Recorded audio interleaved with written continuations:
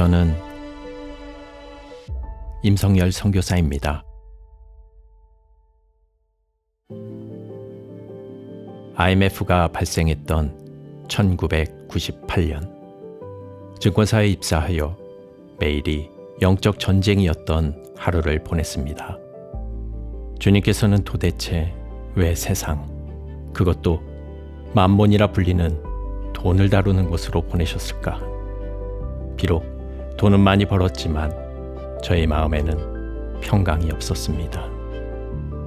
수도 없이 퇴사를 결심했지만 주님께서는 계속 그 자리에 머물기 원하셨습니다. 그러던 어느 날 주님께서는 그곳이 바로 선교지라는 마음을 부어주셨습니다. 예수님을 믿지 않은 사람들, 회사에서 불이익 당할까봐 드러내지 못하는 사람들, 각종 스트레스로 평안이 없는 사람들과 같이 복음이 필요한 사람들이 보이기 시작했습니다. 2016년 아펜젤러 선교학교를 통해 일본으로 단기 선교를 가게 되었습니다. 현지에 계신 선교사님께서 이렇게 말씀을 하셨습니다. 여러분은 일본말을 하지 못하니 복음을 전할 수는 없어요. 하지만 일본을 향한 주님의 마음은 품고 가시면 좋겠습니다. 비록 처음에는 불편한 마음도 있었지만 일본을 향한 하나님의 마음만큼은 한번 품어보자 라는 마음으로 결단을 했습니다. 다음 날 새벽에 예배당 강단 앞에서 무릎을 꿇고 기도하는데 갑자기 통곡과 눈물이 나왔습니다.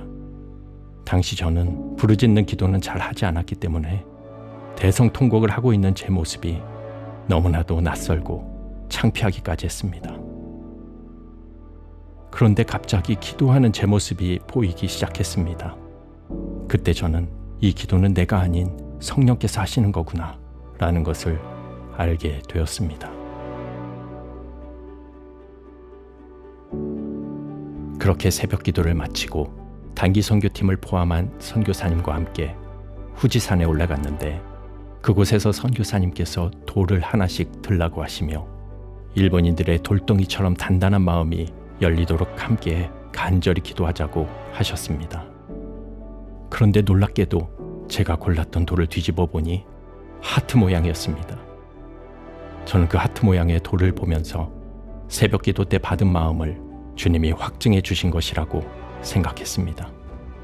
이후 주님께서는 베드로전서 4장 8절 말씀을 통해 일본을 품게 하셨습니다. 무엇보다도 뜨겁게 서로 사랑할지니 사랑은 허다한 죄를 덮느니라.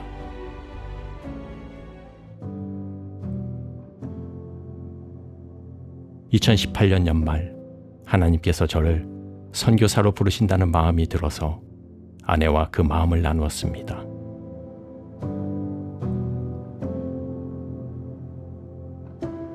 그런데 아내는 절대 아니라고 부인했습니다. 그래서 일단 좀 더 기다려보자고 생각을 했습니다.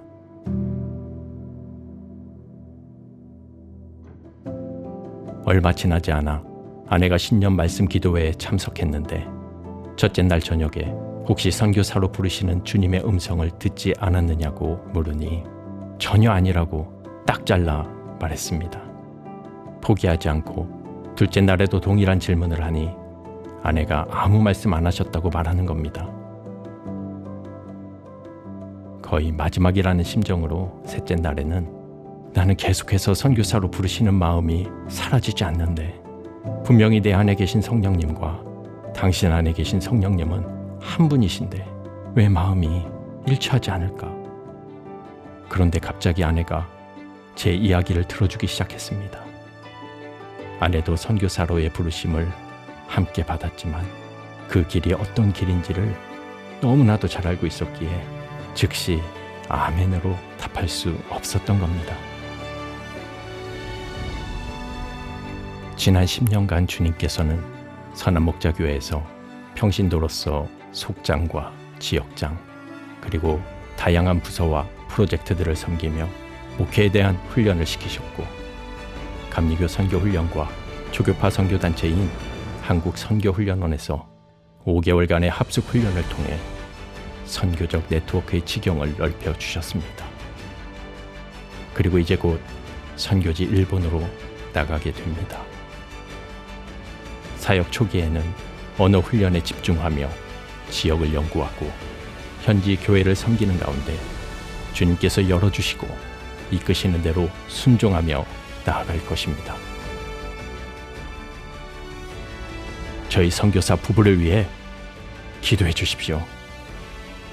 예수님과 동행하는 제자들을 세워 그들을 통하여 영적인 공동체가 세워지도록 일본의 무너진 교회들이 다시 일어나고 부흥의 불길이 타오르는 통로로 쓰임받을 수 있도록 기도 부탁드립니다.